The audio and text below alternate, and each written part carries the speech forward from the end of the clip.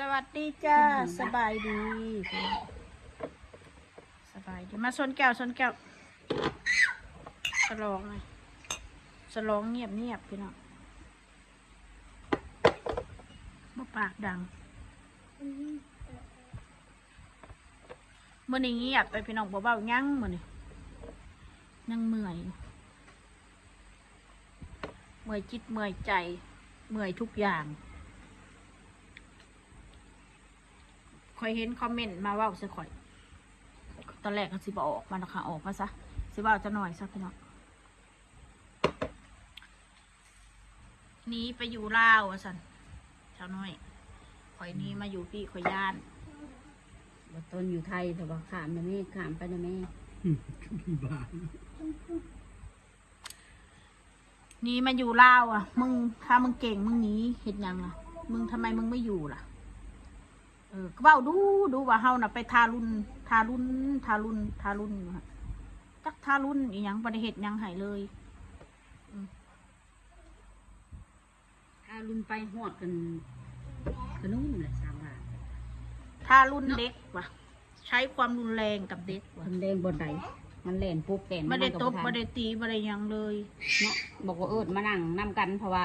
ข่อยบอกมาพี่เมื่อน่ะมึงมาพี่นะมึงมาใกล้ๆข่อยพี่ความหมายของข่อยหันพวกมันก็ย่านเลยอันเพิ่นย่านนะบ่แม่นย่านนะเราเพิ่นแล่นนั่นบ่แม่นว่าละบ่แม่นย่านตีดอกมันกระโตสำคุ้ยน่ะมันตีมันก็ตีขึ้นได้คนเฮาอ่ะซะน้อยย่านเอาโทรศัพท์ว่าซั่นซะความคิดของเด็กน้อยสาวอ้นก็ควรจะให้หลานนะซื้อให้เขาแล้วมันจำนึกก่อนทำไมต้องไปทำแบบนั้นล่ะมันสิทธิ์ของเขาผลว่าสิทธิ์ของข่อยนี่โมเมนต์เป็นยังบริเกี่ยวนี่ก็สมเจ้าจบไปอยู่อย่างน้อยเขาก็ไปอยู่ทำความสะอาดบ้านให้ก็มีแต่เขาจนใหญ่ดิสันอันสิไลแบบนั้นเนาะนี่มันยังจืดนมมาเลยสื่อเกงในสื่อสภามันหนุ่งดิสันดักปีดิสันเนาะคันสิว่าแนวนั้นเสือก็ไล่มาแล้วคันว่าแนวนั้นคันว่ามันไล่ทูเฮือนในข่อยนี่เขาก็ไล่พัตตาเลี่ยงมันสุดซะยำเนาะเขาก็ท่วงไม่ค่อยใส่FCท่วงมาเป็นคนอันนั้นท่วงมันบริท่วง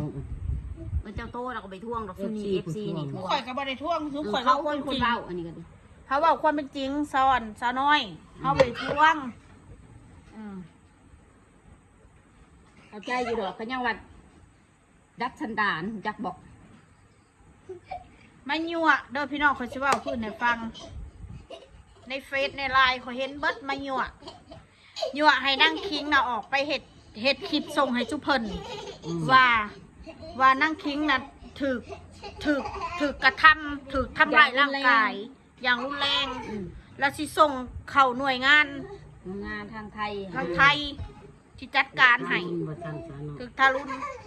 เขามาตรวจสอบเบิ่งร่างกายบ่ได้เป็นอีหยังแล้วเขามาเบิ่งคลิปกับการที่เขาเห็ดให้ค่ะนะอะไรกินขนมอยู่ไหมจักสิให้เว้าแนวใดซะน้อยขอยก็ยังบอกแล้วว่าเกมนี่มีผู้จูงมีผู้นำทางชั้นเขาก็เล่ากับบ่เป็นดอกเว้าแบบนี้เด้อเว้าเรื่องคุณใหญ่นั่นแหละเว้าเรื่องว่าคอยไปเห็นอีกมันล่อมันซะน้อยคอยไปเห็นอีกน้องขิงพูดแบบนี้นะมีนะพูดอันแบบนี้เลยพูดไปเลยว่าอันนี้ว่าอีลิ้นยาวกับบักเป๋มีอะไรกันในรถคือคอยเว้าเลยเป๊ะเลยเนาะเป๊ะบอกให้เว้าบอกให้เว้าคำเว้าซ้อนคำเว้าให้เงินเท่าไรให้จักล้านจักแสนไม่ได้มีเลยค่ะมีแต่ว่าจะโอนแต่ไม่มีคนโอนเดี๋ยวพี่เชื่อโอนให้นะคิงแค่ที่ให้เขาโอนซะก่อนจังเว้าโอนมาก้อนพันใหญ่เว้าพันคิงมันฉลาดมันเป็นโบสลาดซะเนาะ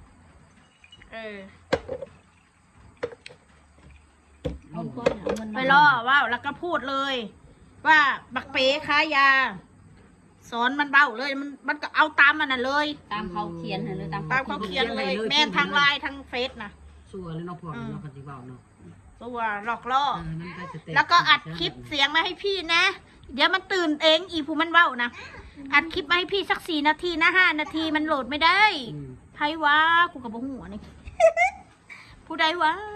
มันเอิ้นในไรสดนี่ด่าอันนี้ซื้อด่า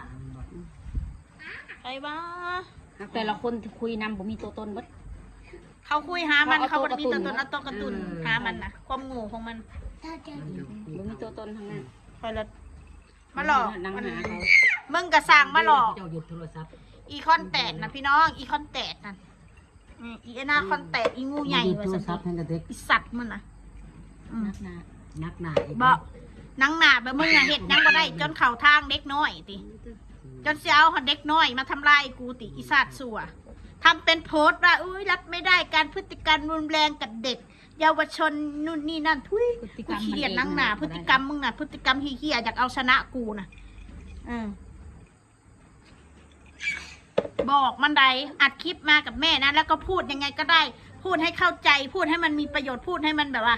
ให้เฮ็ดได้ก็ได้ว่าซั่นซะความหมายเฮ็ดได้ก็ได้ให้คนที่ว่าที่ส่งเขาให้หน่วยงานเสือนะว่าซั่นซะบาทนี้ทางก็นั่นเขาก็ตอบกลับมาเขาบ่สามารถเฮ็ดหยังได้ถ้าเจ้าตัวอยู่ประเทศไทยอยู่ประเทศลาวเพราะว่าถ้าอยากเฮ็ดหยังก็คือมีแต่ครอบครัวเขาเป็นคนแจ้งเองสูบ่มีสิทธิ์เข้าใจบ่ คนนอกได้จำพลาด คือกระทำอีหยังบ่ได้มีไปเตะไปตีมัน แพงเก่าเลยล่ะ กระเพงคือเก่ามันอะไรขนาดมันให้ขนาดใจขวานะวุดนะสาวน้อย เสือบอกมันให้กอดนะสาวก้มกราบนะสาวขอโทษนะสาวทั้งแมนมันเสียน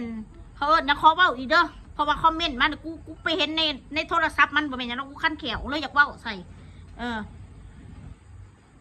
กอดสาวมนก้มกราบสาวมนให้เงือกอ้าปากให้เงือกถึงมันสิบ่จริงใจกระสั่งยังหน่อยมันก็ยังให้อันสาวน้อยข่อยก็เลยนักกะลานผู้รักผู้ใหญ่กับนักกะลานชาวอ้นชาวม่วนกะให้อภัยร้านซะถ้าใจเธออยากดัดสันดานผู้แล้วที่ต้นอีเมผู้เป็นยาอยู่เหมือนยังดอกถ้าเขาว่าเป็นนั่นเราก็ตกใจว่าปวดนะเท่ากับหักอยู่ว่าพื้นหักมีก็ให้บุมีแล้วก็แล้วสรุปแล้วเกมนี่ค่ะคือเขาเจ้าปั่นล้วนๆเลยว่าสันสะปั่นแบบ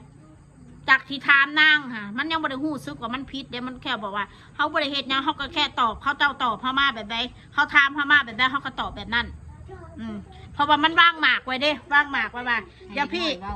เธอไลค์นะเธอเป็นคนไลค์พี่จะเข้าไปคอมเมนต์แล้วเธอก็ตอบตามที่พี่ว่าจริงหรือเปล่าเธอก็ตอบว่าจริงอย่างนั้นอย่างนี้นะมันเป็นเกมว่างหมากไปอยู่แล้วของแบบนี้ค่ะเข้าใจบ่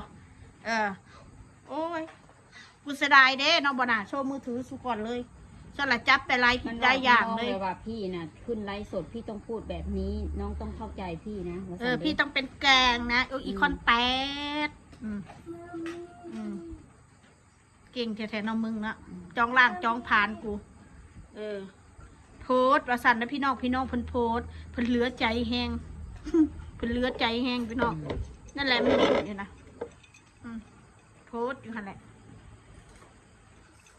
ผู้ได้จะไปอิจฉาชีวิตมึงนะ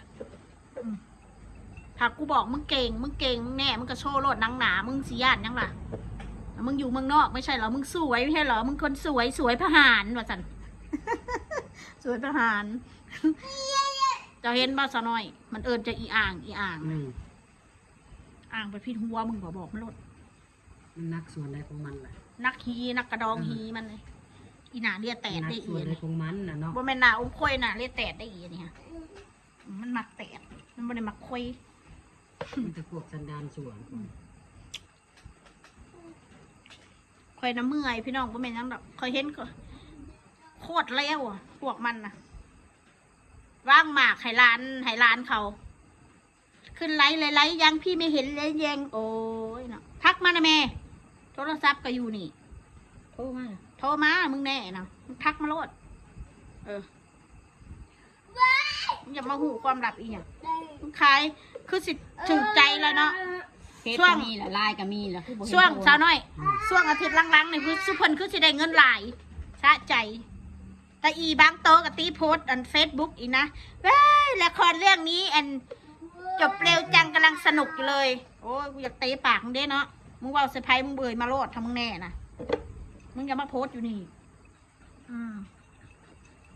เอามึงเก่งอ่ะมึงบอกมาเลยอิสระเน่